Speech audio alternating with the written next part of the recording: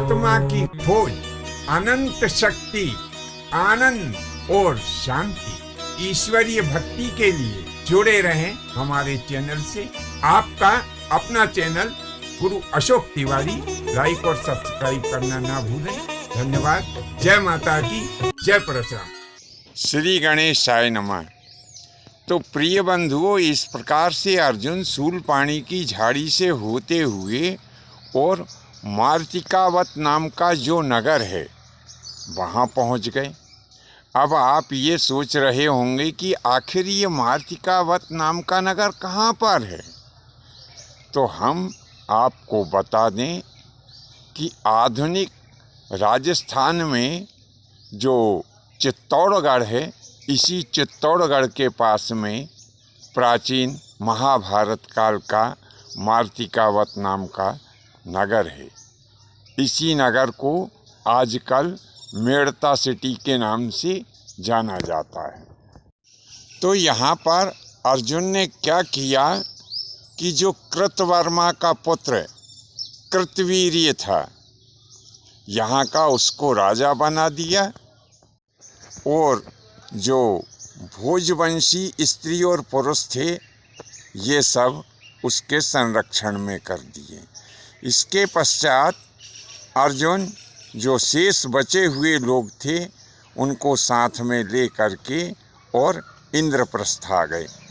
यहाँ इंद्रप्रस्थ आने के पश्चात अर्जुन ने भगवान श्री कृष्ण के पोते यानी पौत्र जिसका नाम वज्रनाभ था उसको यहाँ का शासक नियुक्त किया और वृष्णवंशी जिन्हें माधववंशी भी कहा जाता है उन ग्वालों और स्त्री तथा पुरुष जो भी थे उनको वज्रनाभ के संरक्षण में कर दिया गया।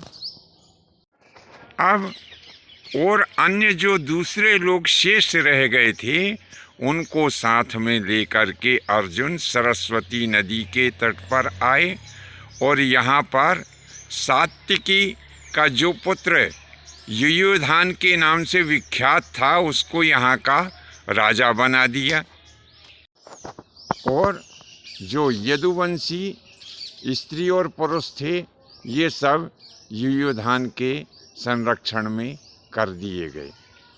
इसके बाद अर्जुन हस्तिनापुर आ गए।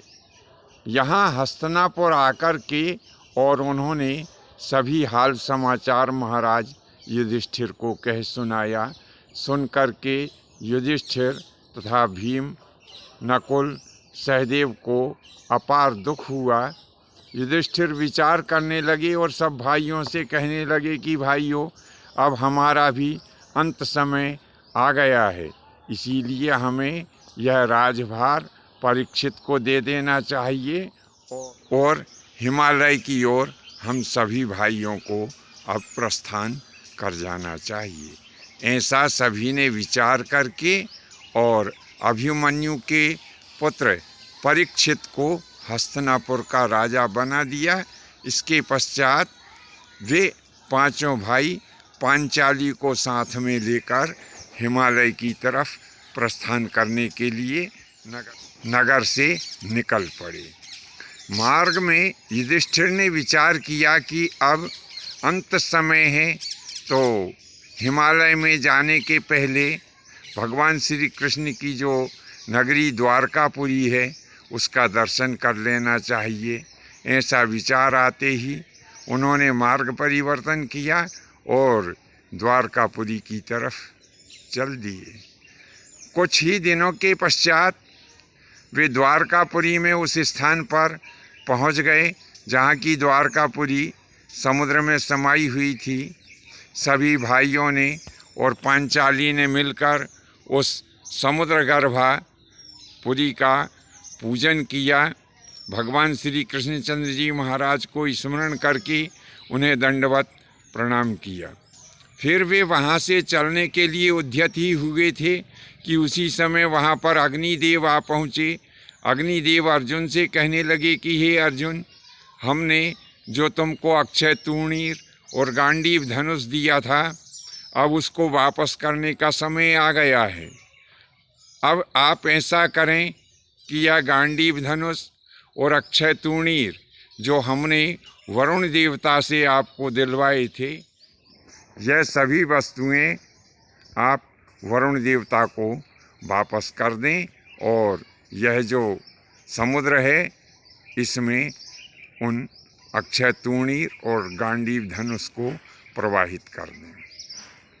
अग्निदेव के ऐसे वचन को सुन करके अर्जुन ने अपना गांडीव धनुष और जो अक्षय तूणीर थे वे उस सागर में प्रवाहित कर दिए जिसे आजकल अरब सागर कहा जाता है। बंधुओं, आज के लिए बस इतना ही। शेष अगले भाग में नए विषय के साथ में आपकी सेवा में उपस्थित होंगे। आज्ञा दीजिए। धन्यवाद। जय माता की, जय परशुराम जी की।